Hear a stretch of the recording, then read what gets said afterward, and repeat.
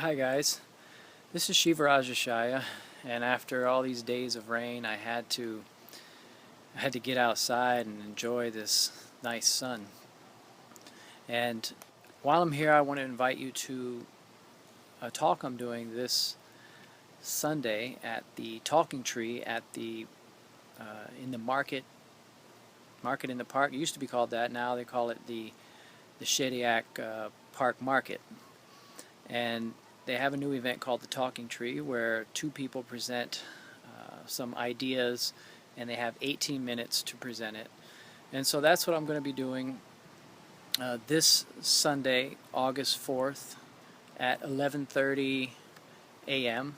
And I think the other person is going to be ahead of me at 11 a.m. The two topics are totally unrelated. And there's not a competition or anything. It's just, come and learn and discover and, have conversations, stimulate people's thinking and their minds. My talk is going to be on what I call the missing law. And you could call it a spiritual concept. It's an understanding that addresses human suffering, basically, the causes of it, and more importantly, what can we actually do to undo the cause. So the talk again is 18 minutes, and in 18 minutes I'm gonna introduce this fairly unique idea. I've been inquiring spiritually and doing deep spiritual work for over 20 years now, and for 17 years I've been an Ishaya monk, and part of my training was to do several months, 6 months of where we meditate 10 to 12 hours a day, and you learn a lot by doing that. That was a good jump start to my path.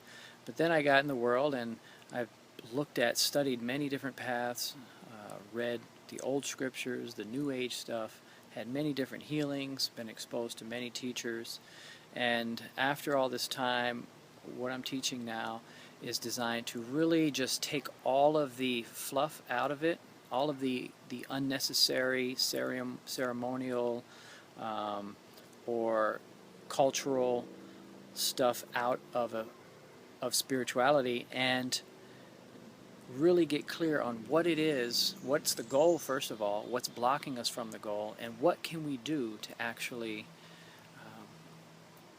overcome those blocks and actually reach the goal.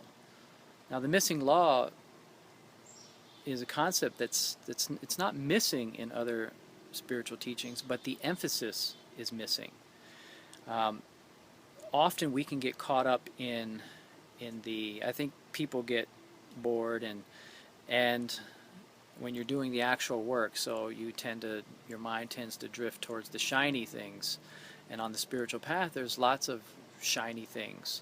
There's lots of fun things to study and research and play with, and study the symbols and talk about and have social gatherings with your friends. But in every spiritual path, there's a few key things that are what I call the actual work. Buddha said, he's known for saying, I'm going to paraphrase it here, that your work is to define your work. And once you've defined your work, then you give yourself wholeheartedly to it. So spiritually speaking, you've got to get really clear on what it is that you're doing that is actually giving you the results of a more sustained level of happiness, unconditional peace. What are you doing that's actually moving you ahead on the path? And once you figure that work out, dedicate your time to that. Spend most of your energy on that, and let the other stuff go. Really, you don't need it. I mean, unless you really are into it. But at least know what you're doing. Know what you're spending time on. And so that's what I hope to share with you this weekend. It's guaranteed to hopefully stimulate your mind, your spirit, and get you thinking, and then maybe we can have a nice discussion afterward. So I hope to see you there, and take it easy.